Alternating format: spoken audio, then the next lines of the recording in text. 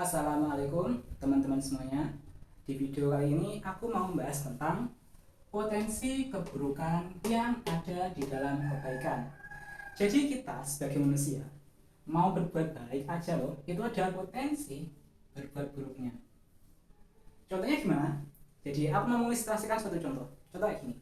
Suatu kebaikan. Kita tahu memberi atau meminjami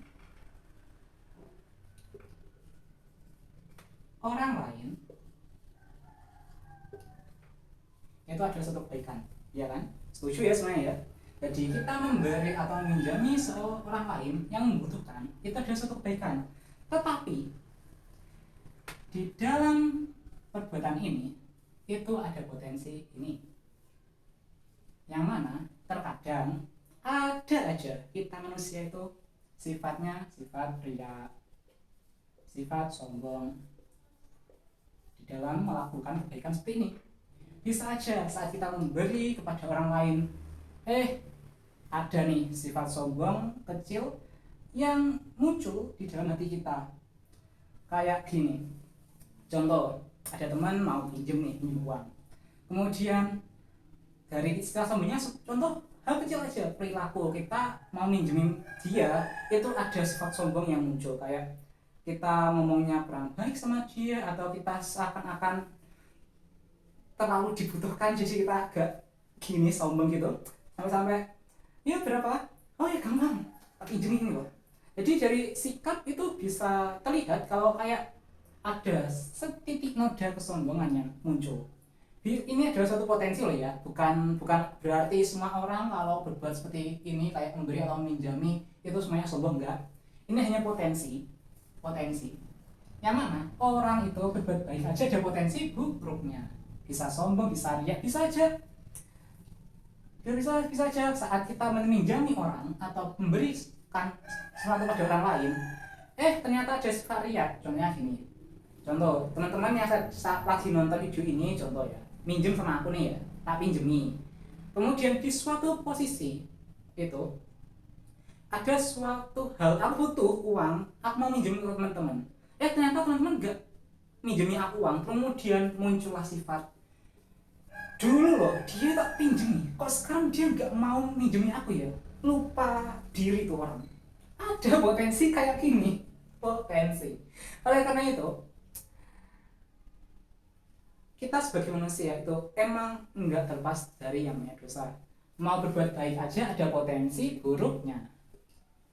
Mau berbuat baik loh padahal. Apalagi berbuat buruk, potensi buruknya malah gede gitu. Soalnya mau berbuat baik aja ada sisi potensi buruknya. Contoh hal lagi, sholat jamaah. Ini baik, tapi ada potensi ininya juga. Kepengen dilihat orang kalau kita jadi orang soleh, kemudian ada sombong, aku loh bisa jamaah, dia gak iso, dia gak bisa jamaah, aku loh bisa. Wah, tinggi aku tuh, nanti masuk surganya aku tambah staf. Itu bisa loh, sombong ini bisa, potensi keburukan ini bisa, padahal kita mengerjakan sesuatu yang baik. Oleh karena itu di video ini aku mau ya sama-sama ya mengingatkan ke diri kita masing-masing bahwa manusia itu tidak terlepas dari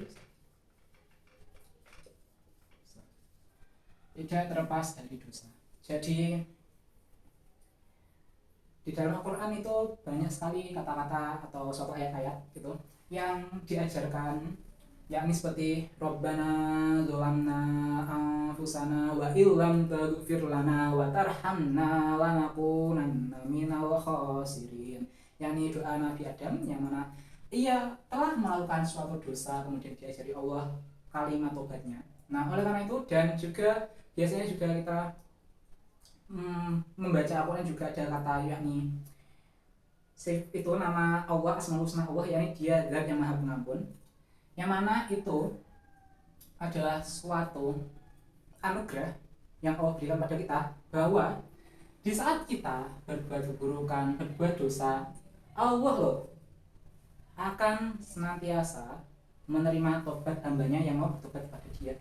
Jadi oleh karena itu, di video ini mari kita hayati dan mari kita memohon agar terhapus semua dosa yang kita perbuat.